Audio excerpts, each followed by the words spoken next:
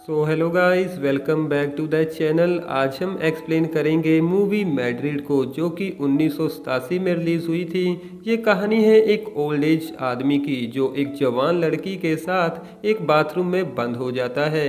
Movie start होती है और हम हमारे मेन कैरेक्टर मिगुल को एक रेस्टोरेंट में कुछ राइट करता हुआ देखते हैं, क्योंकि मिगुल एक राइटर है जो कि न्यूज़पेपर के लिए आर्टिकल राइट करता है। थोड़े टाइम बाद मिगुल के पास एक लड़की आती है। उस लड़की का नाम एंजेला है। एंजेला एक जर्नलिस्ट है और वो मिगुल पर एक ऐसे लिखना चाहती है, क्योंकि मिगुल एक फेमस राइटर है। जिसके बाद वो दोनों आपस में कुछ बातें करते हैं। मिगुल एक स्ट्रेट फॉरवर्ड आदमी है, क्योंकि वो कोई भी बात अपने मन में नहीं रखता। एंजेला मिगुल को अपने राइटिंग स्टाइल्स दिखाती है, जो कि मिगुल को कुछ खास पसंद नहीं आते।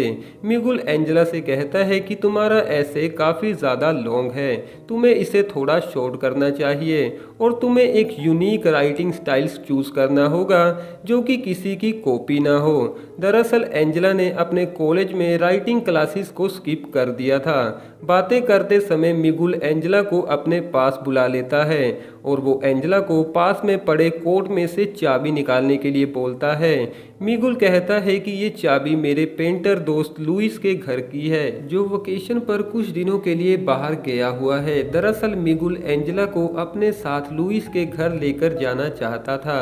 मिगुल एंजेला से कहता है कि इंटरव्यू लेते समय हमारे बीच कोई भी डिस्ट्रैक्शन नहीं आना चाहिए। एंजेला मिगुल के साथ लुइस के घर पर चली जाती है और लुइस की बनाई हुई पेंटिंग्स देखने लगती है।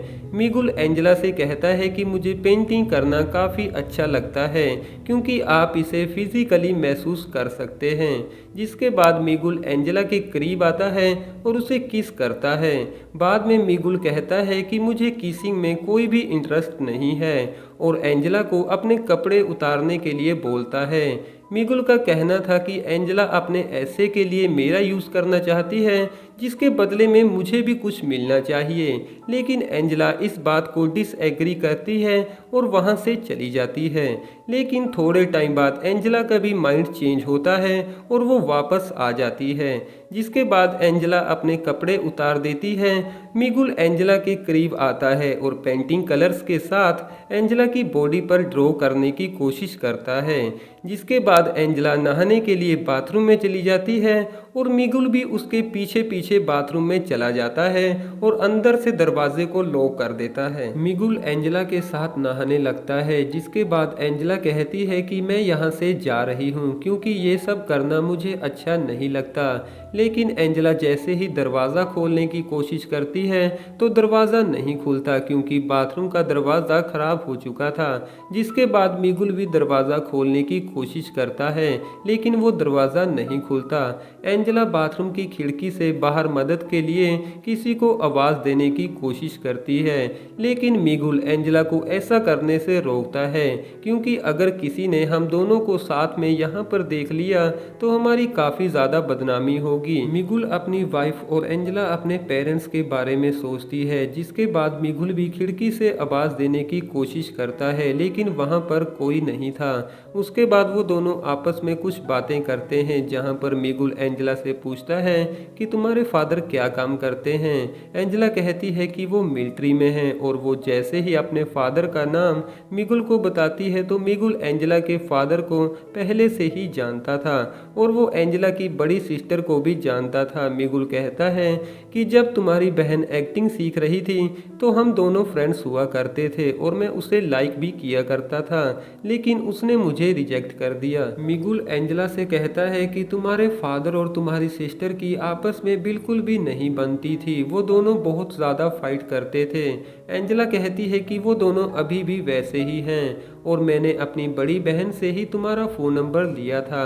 जिसके बाद मिगुल कहता है कि अगर तुम्हारी बहन को पता चला कि हम दोनों इस तरह साथ में यहाँ पर हैं तो पता नहीं वो क्या करेगी, क्योंकि एंजेला की सिस्टर एक बड़ी एक्ट्रेस बन चुकी है।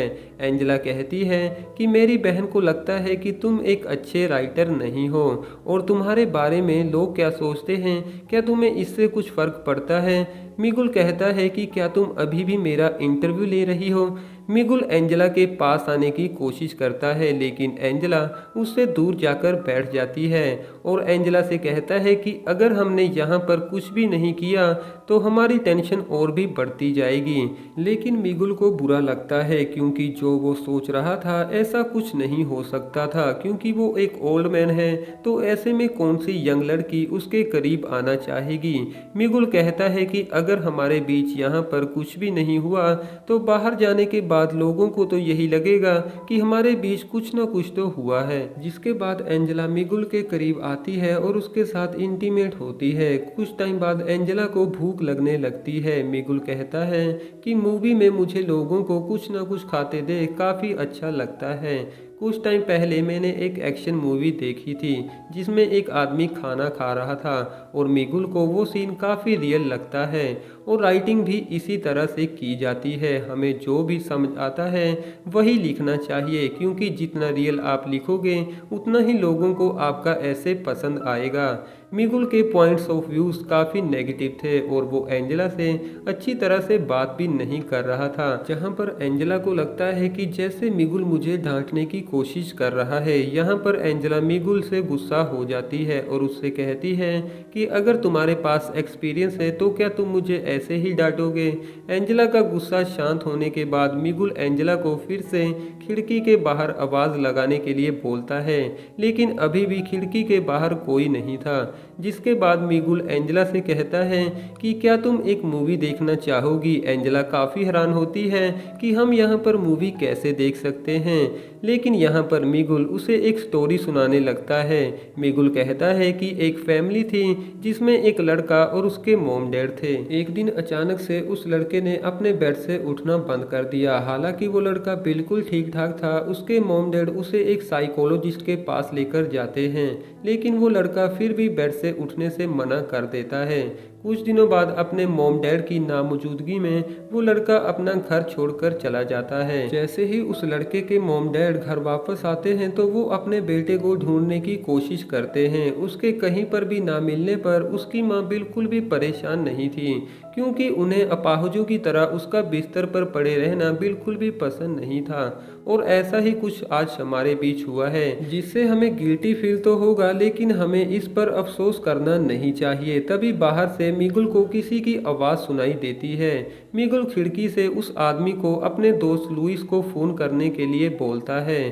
थोड़ी देर में मिगुल का फ्रेंड लुइस वहां पर आ जाता है और उन दोनों को बाथरूम से बाहर निकाल देता है। एंजेला मिगुल से कहती है कि हमारे बीच आज जो भी हुआ ये सिर्फ एक इंसिडेंट था। ये बोलने के बाद एंजेला वहां से वापस अपने घर चली जाती है, जहां पर ये मूवी भी ख़त्म हो जाती है। वेल, तो कैसी लगी आपको ये वाली मूवी? कमेंट द्वारा अपना कीमती सुझाव हमें ज़रूर दीजिएगा।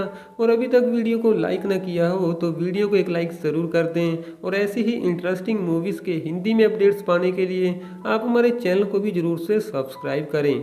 Thank you.